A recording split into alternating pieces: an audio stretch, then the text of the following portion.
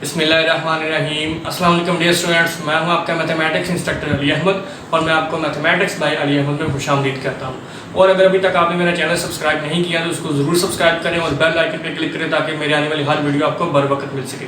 जैसा कि आप जानते हैं कि हम क्लास इंटरमीडिएट पार्ट 2 का जो मैथमेटिक्स का कोर्स है वो हम पढ़ रहे हैं और उसके अंदर हमने चैप्टर 1 स्टार्ट किया हुआ है। आज की इस वीडियो में जो टॉपिक आपके लिए लेके आया हूँ वो है जी कंटिन्यूस एंड डिसकंटिन्यूस फंक्शन। ये बहुत ही इंपॉर्टेंट टॉपिक है, तो आइए स्टार्ट करते हैं। कंटिन्यूस एंड डिसकंटिन्यूस फंक्शन का जो टॉपिक है उसको स्टार्ट करने से पहले कुछ चीज़ें जो है वो हमें सीखना ज़रूरी है, वो हम पहले देखते हैं। सबसे पहले हमारे पास है लेफ्ट हैंड लिमिट। अब लिमिट के बारे में हम ऑलरेडी पढ़ चुके हैं, जो मेरा प्रीवियस लेक्चर था, अगर आपने वो नहीं देखा तो उसका लिंक जो है वो मैं डिस्क्रिप्शन में दे देता हूँ, वो आप एक दफ़ा देख लें। लिमिट के बारे में जब हमने पढ़ा था तो वहाँ पे हमने ये देखा था कि किसी भी नंबर को अप्रोच करने के दो तरीके हो सकते हैं। वहाँ पे मैंने अपने प्रीवियस लेक्चर में मैंने 2 की एग्जांपल ली थी कि अगर आप 2 को अप्रोच करना चाहते हैं तो अगर आप उसको लेफ्ट साइड से अप्रोच करेंगे तो फ्रॉम 1 की तरफ से होगा, और अगर आप उसको राइट साइड से अप्रोच करते हैं तो फिर वो 3 की साइड से होगा। तो किसी भी नंबर को अप्रोच करने के दो तरीके हमने वहाँ पे सीखे थे। अब अगर मैं बात करूँ लेफ्ट हैंड लिमिट की तो इसकी डेफिनेशन क्या है कि limit x approaches to c, और यहाँ पे देखें मैंने नेगेटिव साइन लिखा है, ठीक है जी। f of x is equal to l is read as, इसको कैसे पढ़ना है, the limit of f of x is equal to l, कि किसी भी फंक्शन की लिमिट जो है वो l होगी एज x अप्रोचेस c, जैसा कि x जो है वो c को अप्रोच कर रहा है फ्रॉम द लेफ्ट। मतलब अगर आप c कोई नंबर है, जिस तरह से मैंने वहां उस लेक्चर में नंबर 2 लिया था, तो c को अगर आप लेफ्ट साइड से अप्रोच करते हैं, that is for all x sufficiently close to c but less than c। अगर आप इस c को लेफ्ट साइड से अप्रोच कर रहे हैं तो जैसा कि आप जानते हैं कि अगर आप नंबर लाइन के ऊपर गौर करें तो किसी भी नंबर के लेफ्ट साइड की तरफ चूंकि नेगेटिव नंबर्स होते हैं और राइट साइड पे पॉजिटिव नंबर्स होते हैं, तो लेफ्ट साइड पे चूंकि नेगेटिव नंबर्स होते हैं, तो अगर आप किसी स्पेसिफिक नंबर, फॉर एग्जांपल यहाँ पे वो c की बात कर रहा है, अगर आप इसको लेफ्ट साइड से अप्रोच करेंगे तो यहाँ पे फिर हम उस नेगेटिव साइन यूज करेंगे, ठीक है जी। और इसकी रीजन मैंने बता दी, क्योंकि लेफ्ट साइड पे चूंकि हमारे पास नेगेटिव नंबर होते हैं नंबर लाइन के ऊपर बट लेस देन c। अब वहाँ पे हमने ये देखा था कि जब आप किसी नंबर को, जैसे उस एग्जाम्पल में हमने 2 को अप्रोच कर रहे थे, तो 2 को अप्रोच करने का मतलब था 2 के करीब तरीन, अगर मैं लेफ्ट साइड से बात करूं तो 2 के करीब तरीन था, उसके इक्वल नहीं था, कि सफिशिएंटली क्लोज टू c। यहाँ पे हमने नंबर लिया c के करीब तरीन है बट लेस देन c, लेकिन c से लेस रहता है। वहाँ पे हमने एग्जाम्पल में देखा था कि हम 2 को अप्रोच कर रहे थे 1.1, 1.2, 1.3, 1.4, 1.5, इस तरह से 1.9 तक। तो ये जितने भी हम नंबर ले रहे थे 2 को अप्रोच करने तक, ये सारे 2 से लेस थे, ठीक है जी।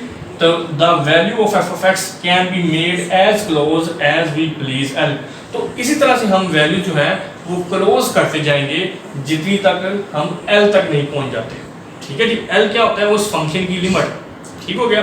तो लेफ्ट हैंड लिमिट एक्चुअली जब आप किसी फंक्शन में किसी पॉइंट के ऊपर उसकी लिमिट फाइंड करते हैं और उस पॉइंट को अगर आप लेफ्ट साइड से अप्रोच करते हैं तो उसको हम फिर लेफ्ट हैंड लिमिट का नाम देते हैं। और उसको लिखने का तरीका क्या होता है कि limit x approaches to c, ऊपर नेगेटिव साइन लिखते हैं, और उसकी रीजन क्या है, क्योंकि हम इसको लेफ्ट साइड से अप्रोच कर रहे हैं, सही हो गया। नेक्स्ट हमारे पास है राइट हैंड लिमिट, ये उससे बिल्कुल ऑपोजिट है। ये क्या है जी, limit x approach to c, तो यहाँ पे आप देख सकते हैं कि मैंने पॉजिटिव साइन लिखा है, f of x is equal to l is read as, इसको किस तरह से पढ़ना है, limit of f of x is equal to l as x approaches c from the right.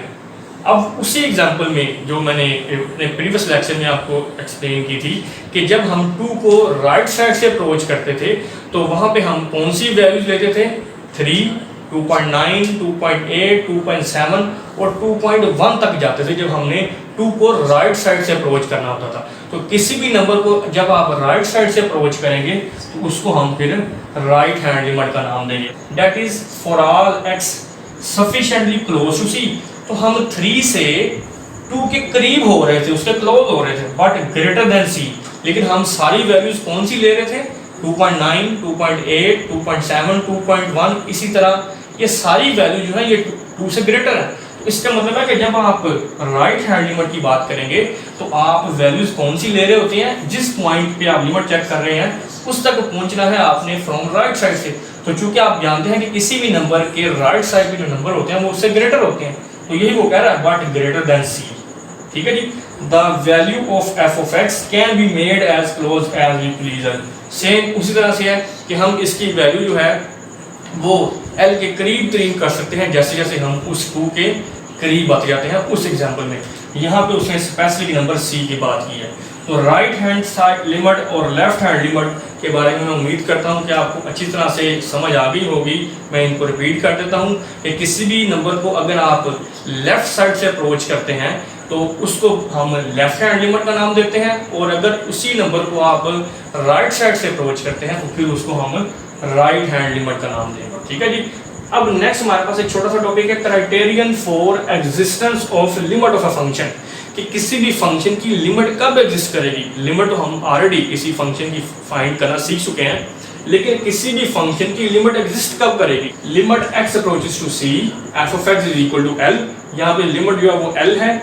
If and only if limit x approaches to c minus, इसका मतलब है left hand limit, और limit x approaches to c plus f of x, इसका मतलब है right hand limit, ये दोनों l के इक्वल आए।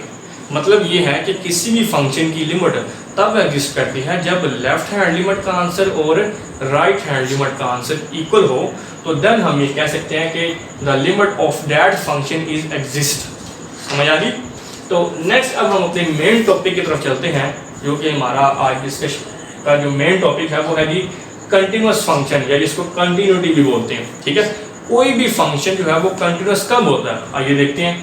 A function f is said to be continuous at a number c if and only if, ये जो i डबल f होता है ना, इसका मतलब होता है if and only if it satisfies। कोई भी फंक्शन फॉर एग्जांपल f है वो किसी नंबर c पे, इधर स्पेसिफिक नंबर की बात कर रहा है, नंबर c कोई भी हो सकता है, किसी भी स्पेसिफिक नंबर पे कंटिन्यूअस तब होगा जब वो ये वाली कंडीशन सेटिस्फाई करेगा। कौन सी कंडीशंस, आइए देखते हैं।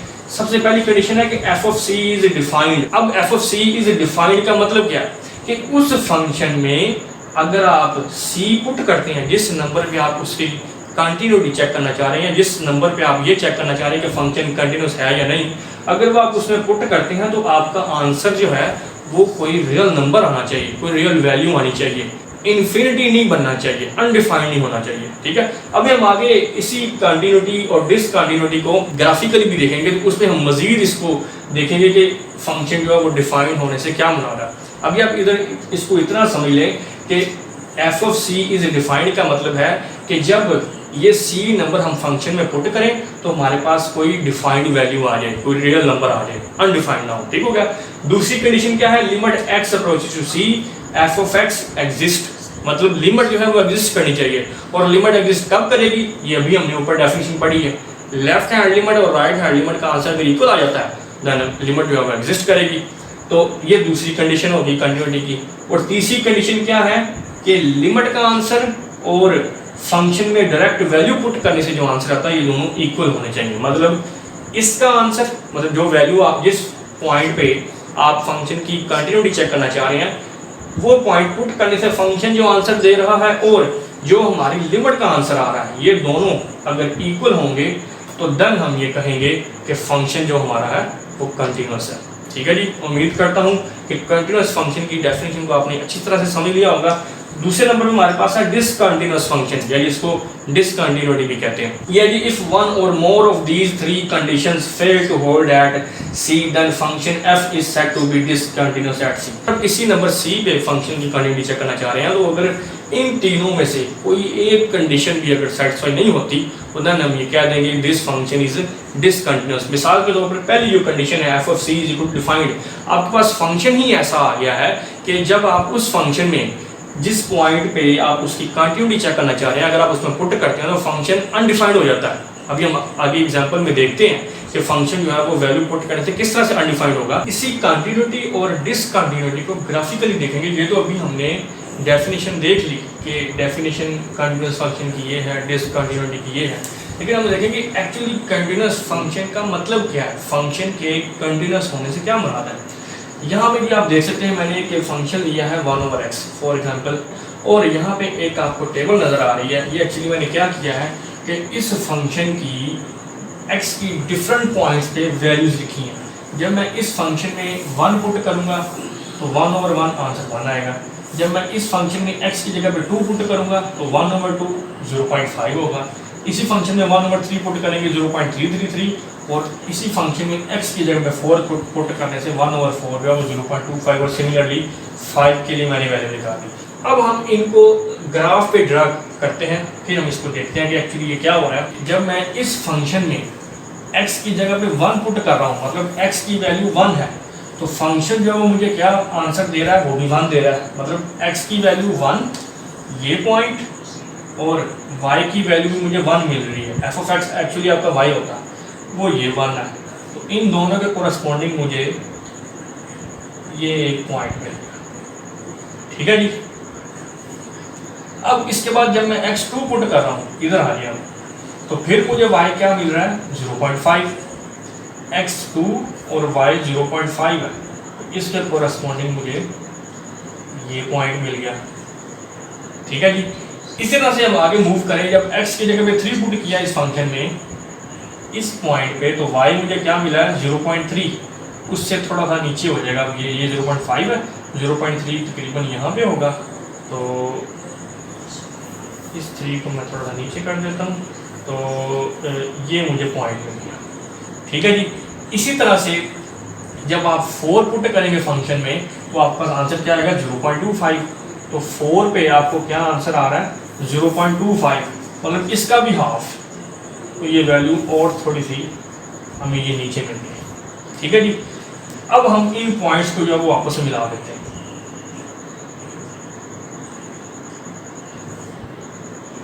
नहीं, ये आप देख सकते हैं कि मैंने इन पॉइंट्स को जो है वो आपस में मिला दिया।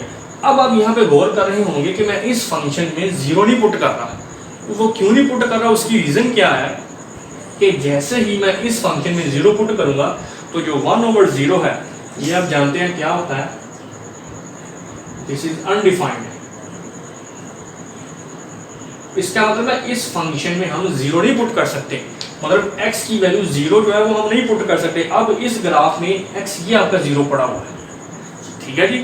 तो आप देख सकते हैं कि हमारे पूरे ग्राफ में ये जो पॉइंट है वो एक ऐसा पॉइंट है जहाँ पे हमारा जो ग्राफ है वो ब्रेक हो रहा है। इस पॉइंट पे हमारा ग्राफ जो है वो वैल्यू कौन सी दे रहा है, अनडिफाइंड। तो इसका मतलब है मैं फिर ये कह सकता हूँ कि this function which is 1/x is undefined at 0, ठीक है जी। अभी हमने ये जो डेफिनेशन पढ़ी थी कंटीन्यूअस फंक्शन की, मैंने यहाँ पे लिखा था f of c is defined. अगर हम इस फंक्शन की 0 पे कंटिन्यूटी चेक करें तो हम फिर ये कहेंगे कि this function is not defined at 0। आप देख सकते हैं कि 0 पे हमारा जो फंक्शन है उसमें ग्राफ के अंदर ब्रेक आ रही है। 0 पे ग्राफ की कर्व जो है वो वैनिश हो जाती है।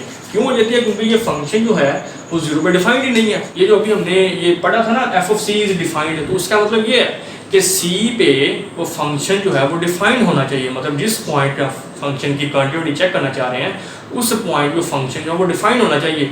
तो अगर हम मैं इस फंक्शन की बात करूं तो ये फंक्शन जो है वो 0 पे डिफाइंड नहीं है। तो मैं उम्मीद करता हूं कि फंक्शन की कंटिन्यूटी और डिसकंटिन्यूटी को आपने अच्छी तरह से अंडरस्टैंड कर लिया होगा। और ये जो ग्राफिकल रिप्रेजेंटेशंस है इससे आप एक्चुअली देख सकते हैं कि फंक्शन के कंटिन्यूस या डिसकंटिन्यूस होने से क्या मुराद है।